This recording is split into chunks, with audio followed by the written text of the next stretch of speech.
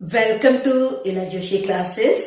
आज इस वीडियो में मैं आपको एक्सप्लेन करने जा रही हूँ random access in file. Random access से क्या मतलब है? अभी तक आप लोगों ने जितने भी टेक्स्ट फाइल और बाइनरी फाइल के एग्जाम्पल देखे हैं उनमें आपने ये बात देखी है कि जब भी हम रीड ऑपरेशन परफॉर्म करते हैं तो हम सीक्वेंस में करते हैं। पहले फर्स्ट रिकॉर्ड, फिर सेकंड रिकॉर्ड, फिर थर्ड रिकॉर्ड। तो इसे कहते हैं सिक्वेंशियल एक्सेस। बट क्या हम रैंडम एक्सेस कर सकते हैं, यानी डायरेक्टली किसी पर्टिकुलर रिकॉर्ड को रीड कर सकते हैं without reading the previous record?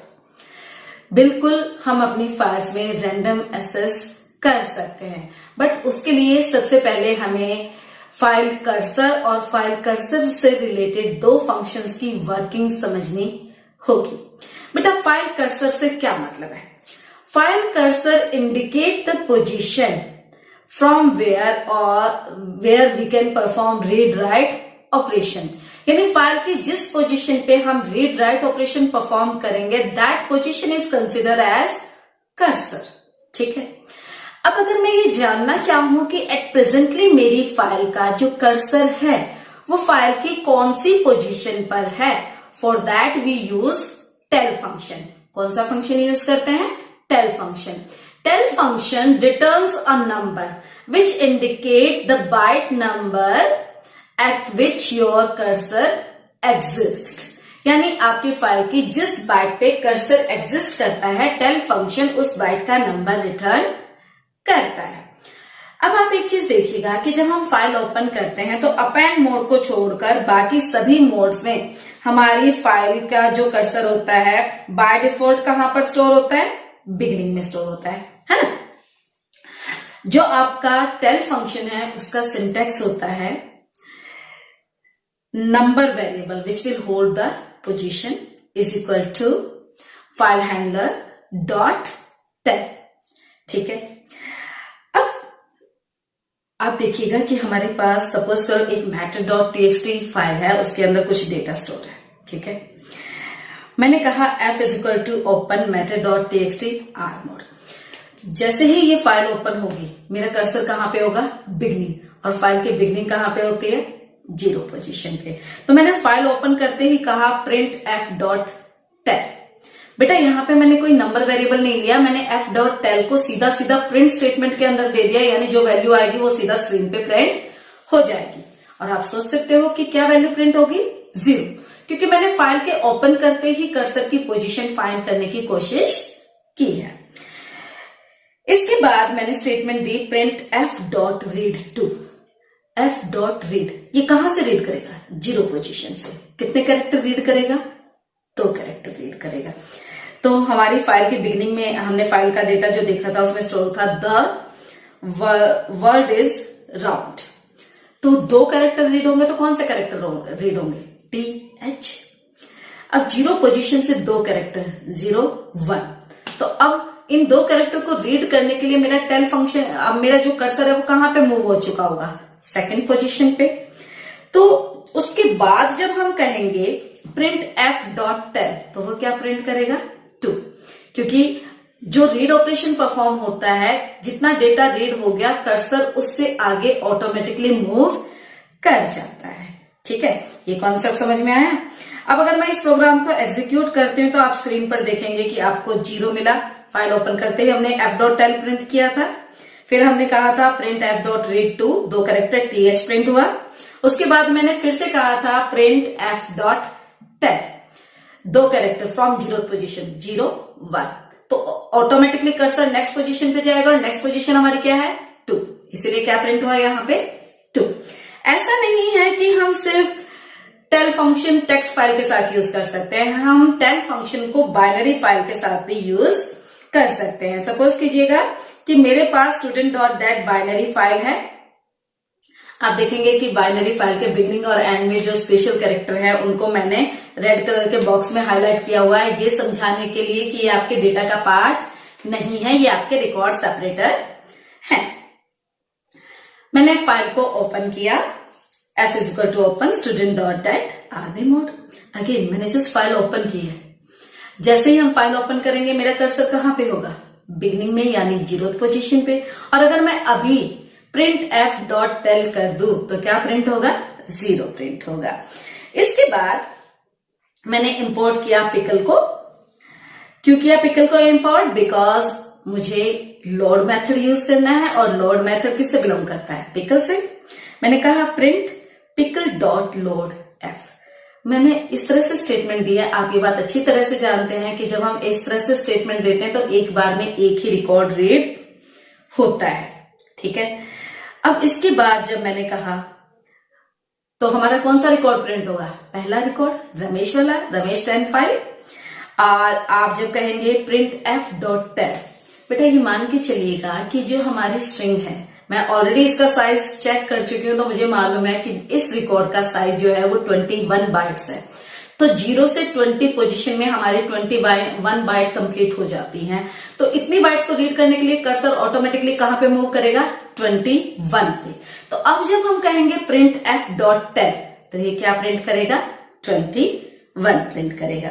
जब आप इस कोड को एग्जीक्यूट करेंगे तो आप स्क्रीन पे देख भी सकते हैं कि स्टार्टिंग में मेरा कर्सर 0 पे था। जो रिकॉर्ड रीड हुआ वो कौन सा हुआ? फर्स्ट रिकॉर्ड रीड हुआ। उसके बाद अगर मैंने कर्सर की करंट पोजीशन जाननी चाहिए तो वो क्या मिली? 21। एज आई टोल्ड यू कि मैंने पहले ही ये देख लिया था कि रिकॉर्ड का साइज 21 बाइट है। तो 0 से 20 में मेरे 21 बाइट कंप्लीट हो जाते हैं। तो इतनी बाइट रीड करते ही ऑटोमेटिकली कर्सर अगले रिकॉर्ड के बिगनिंग पे पहुंच जाता है। And that beginning is starting from 21 position, ठीक है। अब बात करते हैं कि ठीक है, हम टेल फंक्शन की हेल्प से अपने कर्सर की पोजीशन को फाइंड कर सकते हैं, टेक्स्ट फाइल में भी और बाइनरी फाइल में भी। क्या हम कर्सर की पोजीशन चेंज कर सकते हैं? जी, एग्जैक्टली हम कर्सर की पोजीशन को चेंज कर सकते हैं। हम अपने नीड के अकॉर्डिंगली कर्सर को फाइल में एक पोजीशन से दूसरी पोजीशन पे मूव कर सकते हैं। जो आपका इस काम के लिए आपका यूज होता है बेटा सीक फंक्शन। कौन सा फंक्शन यूज होता है? Seek function. Seek function is used to change the position of cursor in file. It takes 2 argument. ये फंक्शन 2 आर्ग्यूमेंट रिसीव करेगा। नंबर 1 नंबर ऑफ बाइट्स, कि आप कर्सर को कितनी बाइट से मूव करना चाहते हैं। नंबर 2 पोजीशन, हम फाइल में कर्सर को 3 पोजीशन से मूव कर सकते हैं। अगर आप पोजीशन के लिए 0 दे रहे हैं, it means you want to move from the beginning of the file. अगर आप पोजीशन में 1 दे रहे हैं, that means you want to move from the current position of the file, current position of the cursor. और अगर आप position में 2 दे रहे हैं, दैट मीन्स आप एंड ऑफ फाइल से कर्सर को मूव करना चाहते हैं। बेटा ये भी याद रखिएगा कि ठीक है, हम 3 पोजीशन से मूव कर सकते हैं। और अगर हमने बाय डिफॉल्ट अपनी तरफ से कोई भी पोजीशन नहीं दी है तो डिफॉल्ट जो पोजीशन है वो कौन सी कंसीडर होगी? 0 कंसीडर होगी, ठीक है। हम कर्सर को फाइल में दोनों डायरेक्शन में मूव कर सकते हैं, बैकवर्ड में भी और फॉरवर्ड में भी। अब हमें कैसे पता चलेगा कि कर्सर फॉरवर्ड मूव करेगा या backward? If number of bytes are positive, that indicates that your cursor will move forward. Whereas, if your number of byte is negative, that means your cursor will move backward. ठीक है, हमें कैसे पता चलेगा कि cursor आगे जाएगा या पीछे? नंबर ऑफ बाइट पॉजिटिव है, आगे जाएगा। नंबर ऑफ बाइट नेगेटिव है, पीछे जाएगा। लेकिन यहां पर कुछ बातें ध्यान में रखना। सबसे पहले पॉइंट, जब भी हम बिगिनिंग ऑफ फाइल यानी 0th पोजीशन से मूव करते हैं तो बेटा हम हमेशा फॉरवर्ड में जाते हैं, बैकवर्ड में नहीं जाते। जब हम एंड ऑफ फाइल से मूव करते हैं यानी कौन सी पोजीशन से? 2 पोजीशन से। जब हम 2 पोजीशन से मूव करते हैं तो बेटा हम हमेशा बैकवर्ड में जाते हैं, फॉरवर्ड में नहीं जाते हैं। जब हम करंट पोजीशन से यानी फर्स्ट पोजीशन से मूव करते हैं तो बेटा हम बैकवर्ड में भी जा सकते हैं और फॉरवर्ड में भी जा सकते हैं। अब इसका एक एग्जाम्पल देखते हैं। लाइक आपसे कहा गया क्वेश्चन में कि write a function in Python which will read and display the third record store in binary file student dot dat. मुझे एग्जैक्टली तीसरा रिकॉर्ड रीड करने के लिए कहा गया है, लेकिन ये बात मैं अच्छी तरह से जानती हूं कि अगर मैं फाइल ओपन करूंगी तो मेरा कर्सर कहां पे होगा? 0th पोजीशन पे, that is the beginning of first record. अब मुझे बिना फर्स्ट और सेकंड रिकॉर्ड रीड किए थर्ड रिकॉर्ड को रीड करना है। तो हम एक काम करेंगे, पहले रिकॉर्ड का साइज फाइंड कर लेंगे। वो कैसे फाइंड करेंगे? हम जब बाइनरी फाइल से एक बार लोड स्टेटमेंट देते हैं तो एक रिकॉर्ड रीड होता है और मेरा कर्सर एक रिकॉर्ड के साइड से आगे मूव हो जाता है। तो जब मैं टेल फंक्शन यूज करूंगी तो मुझे एक रिकॉर्ड का साइज पता चल जाएगा। ठीक है, अब मुझे एक रिकॉर्ड का साइज पता चल जाएगा। उसके बाद मुझे सीधा सीधा कौन सा रिकॉर्ड रीड करना है? Third record. तो मुझे कितने रिकॉर्ड को स्किप करना है? 2 रिकॉर्ड को। अगर एक रिकॉर्ड का साइज 20 बाइट है तो 2 रिकॉर्ड का साइज कितना हो जाएगा? 40 बाइट। यानी मुझे कर्सर को 40 बाइट मूव करना है। कहां से?